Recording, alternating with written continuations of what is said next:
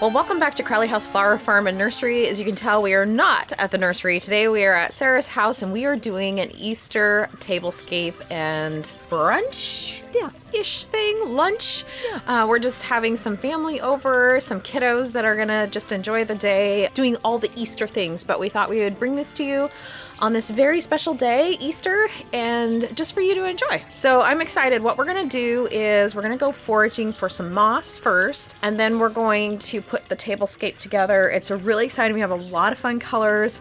We'll probably go pick some things in the garden here at Sarah's, and yeah, it'll be fun. Looking forward to it.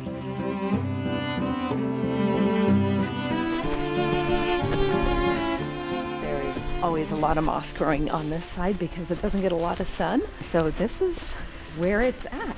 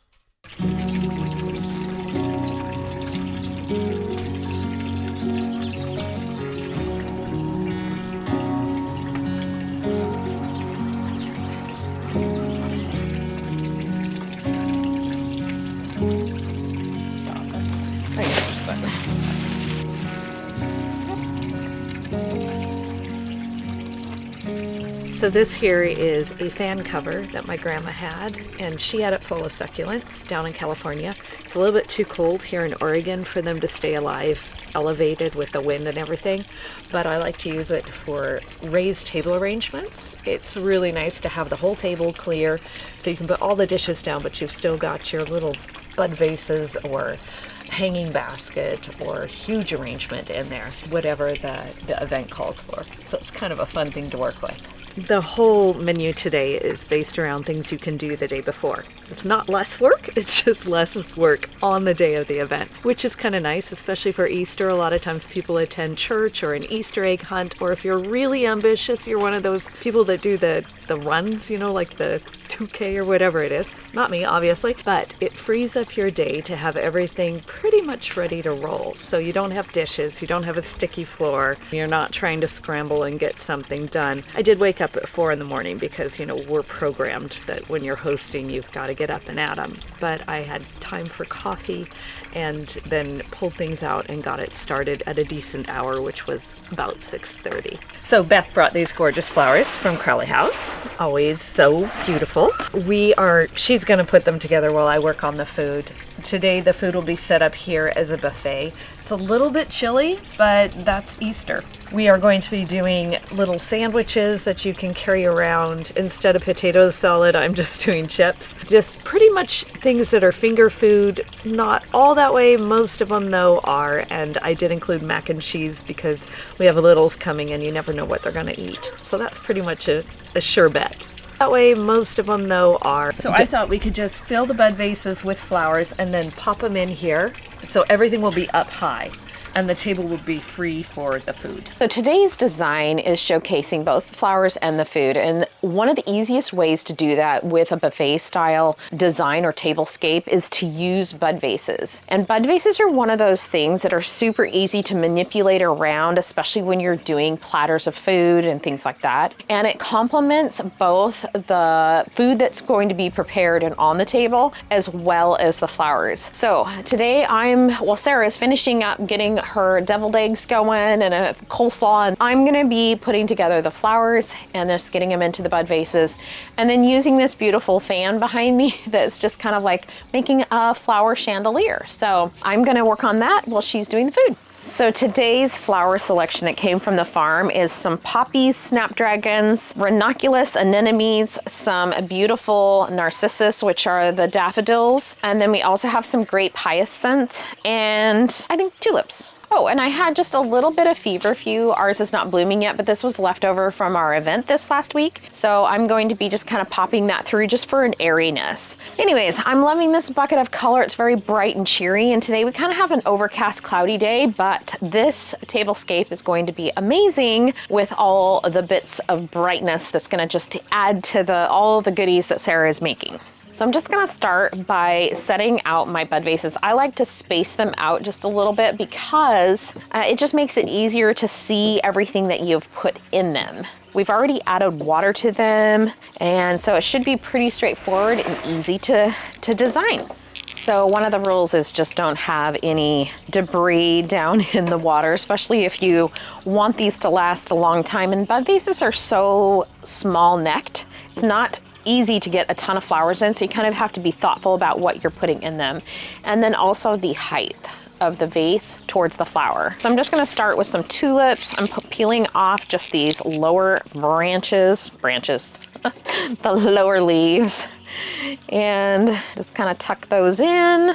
I love that really bright, almost like a chartreuse color. This tulip here is interesting. It's a peach color, and it came in a late spring mix, and it smells like oranges. I have never had a tulip smell like oranges, but this one does. And it's just amazing. It fills your house literally with just this beautiful, beautiful scent. So I'm just going in with all the tulips first, and then I'll kind of add in some other goodies as I go. Like I said, all of this except for the feverfew came from our farm, which is fun. There's so much this time of year on the farm. It just is amazing, all the goodness. Again, I want these fairly tall because they are going to be going up into this arrangement here. Our snapdragons just started blooming. They always have the sweetest smell. That, and then our sweet peas generally will come on about in a couple weeks. We've already got some buds showing.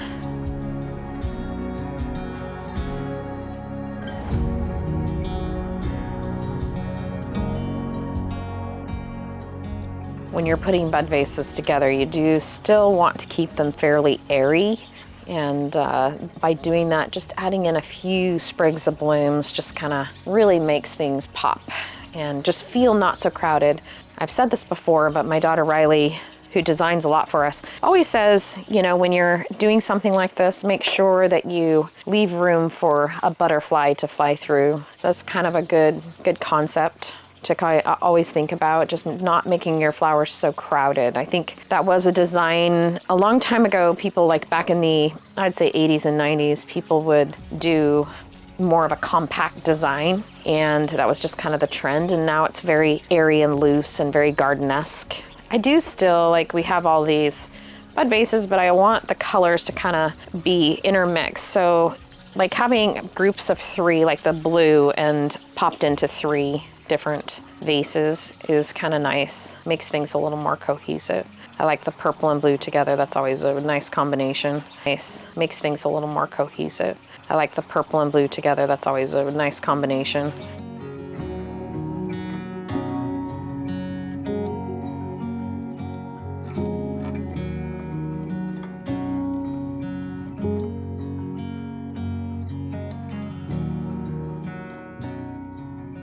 All right, so all of the bud vases are done. I'm just gonna get them styled, nestled into this little fan up here. Some of them are gonna be just kind of scattered around the space, just to kind of make everything kind of feel all grouped together, but it should go pretty quickly.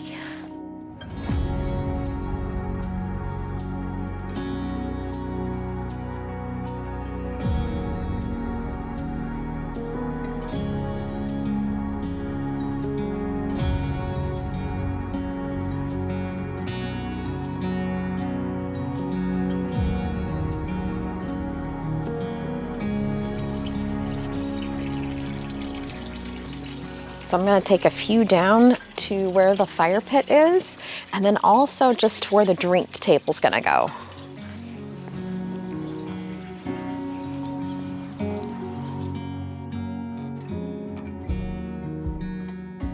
So I have a cotton, just easy checked. I love this lime color. I'm going to be putting it on the table, and then we're going to put the food on top of that.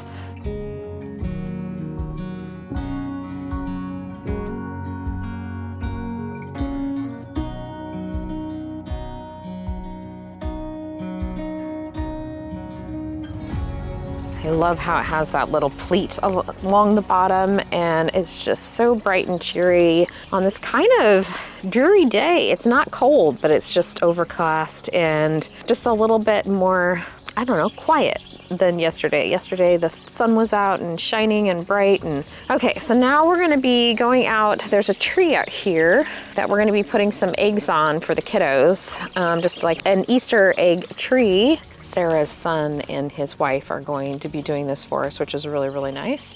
Little fun project for them.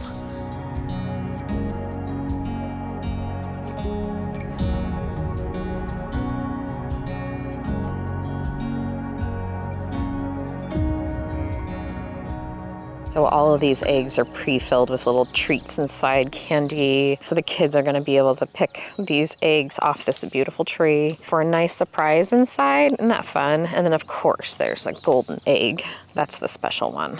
I think this is gonna be so fun just to see the kids have this beautiful Easter Sunday, just to enjoy good food, friends, family, and a lot of fun.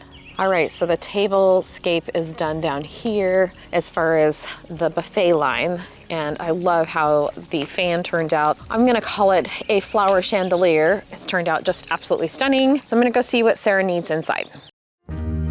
So these are all the cookbooks that I chose the menu out of. Some of them have more than one in them. I love cookbooks. I am horrible if I find it online, I'll never find it again. So I have quite a stack of cookbooks around my house, and I read them like a book because I find them interesting, especially the people who have fun with food, who don't take themselves too seriously, who just kind of enjoy the whole process of putting something together. I love the self-taught. I also have a lot of people who went to culinary school. I find their whole explanation of why butter and sugar cream together make something happen, or why you need room temperature eggs. So it is fun to use their expertise, but I'm always excited when it's someone like myself who just loves to cook and loves trial and error and loves sharing it with people who are going to enjoy the whole process. Today for hors d'oeuvres, we're just doing pimento cheese dip and celery and pickles and deviled eggs and crackers. So pretty basic on that.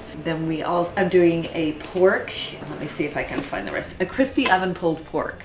So that was really cool. I just put the rub on it 2 days ago, left it in the fridge. This morning, popped it in. Every hour I just rotate it a little bit to get the juice on it. So we're gonna shred that up. I also baked some potato rolls that we're going to put that on. In a few minutes, I'm making a coleslaw. Our family has like this huge aversion to mayo. I don't, but my brothers do. So the coleslaw is just, it's really good. It's tangy, it's kosher salt and white vinegar, and it's just a nice mix. Also good in the summer, if you don't want any kind of dairy product that you're gonna have to worry about, this type of slaw is a good one to have on hand. So that's gonna go on the little slider sandwiches. Besides that, I made a macaroni and cheese. I had to buy Velveeta. I couldn't find it anywhere. It's not on the refrigerated aisle. So weird. Anyway, it's got Velveeta in it, so the littles should like it. And then for dessert, I made a lemon cheesecake with a nut crust. And I also made some confetti scones this morning. That was kind of a second afterthought. I think the kids will like it better than cheesecake. So those are kind of fun little adds that I put in along with the original plan this morning.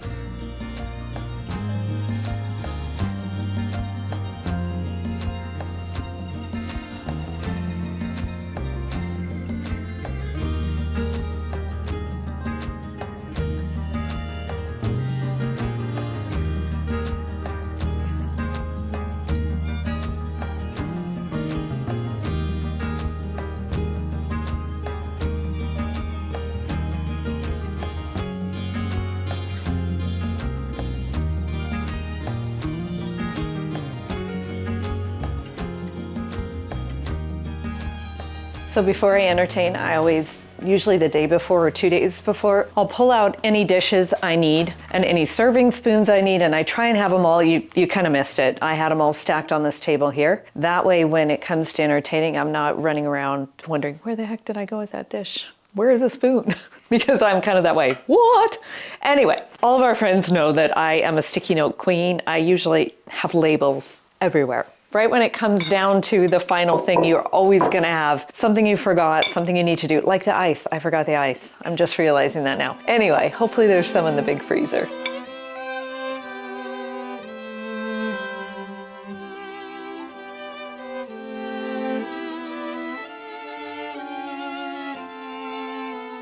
You can see up in my cupboard, I bought from Amazon. You can get a whole bunch of these and I can reuse them. So I love it better.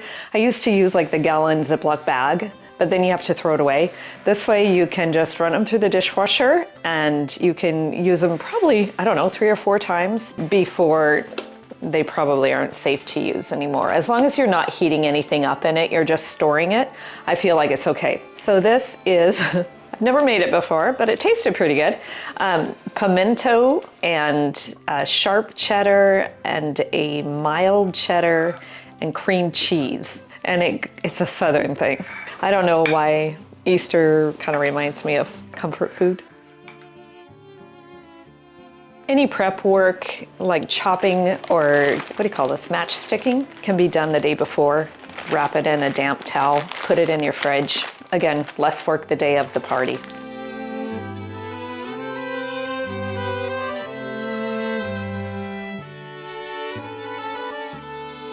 This is a lemon cheesecake, but it's like a tart, so you don't have all that cheese. We've had a lot of cheese today. A lot of cheese today. So it's a thinner tart with a walnut crust and raspberry that I probably should have cooked longer, topping on it. Very nice.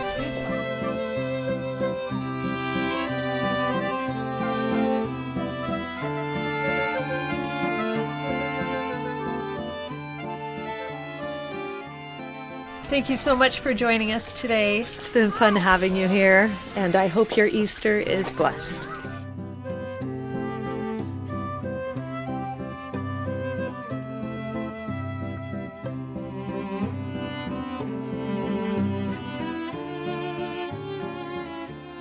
As Sarah and I were going throughout the day and preparing everything, I noticed that she had done this amazing job of organizing the meal prior. A few days prior to the event, she had made the rolls, refrigerated them, made the rub for the meat, and also placed that in the refrigerator. She had pre-cut all of the celery, she'd boiled the eggs, and packaged them oh so carefully. And amazingly enough, everything was kind of done. All her dishes were laid out. She knew exactly where everything was gonna go. And what this did was allowed her extra time to just enjoy being with friends and family, and then also took the stress off of having to prepare a ton of food prior to people showing up. So it was just so seamless, and I felt like I walked away from this day learning a lot about just pre-prepping food and having things organized, and just being able to kind of look through a timeline and see when things needed to be prepped and when to bake and all the different elements to going about hosting. Of course, Sarah is the most amazing host and knows exactly the timing. She's done this 100 times before, but it's kind of fun to be able to share it with you guys and be able to inspire you also just to do something simple and also something that kind of pushes the boundaries of homemaking, and also for you to just kind of get a sense of what we enjoy doing both in the garden and for the home. All right, guys, I hope you enjoyed that beautiful Easter scape and food. Oh my gosh, my sister Sarah, she of course is like a Martha Stewart on steroids. She can do a lot of things that are absolutely beautiful. Her gardens, to her food, to just her home design and everything. So I appreciate that she was open enough to let me bring this to you. This is something that she does all the time for our family, and it's just incredible. So I've just enjoyed it so much today, and I know the kids have, and Sarah is just a blessing to everybody around her by sharing her gifts. Anyways, until next time, much success in all you do and grow, and we'll be seeing you shortly back at Crowley House very soon. All right, guys, happy Easter and take care. Bye-bye.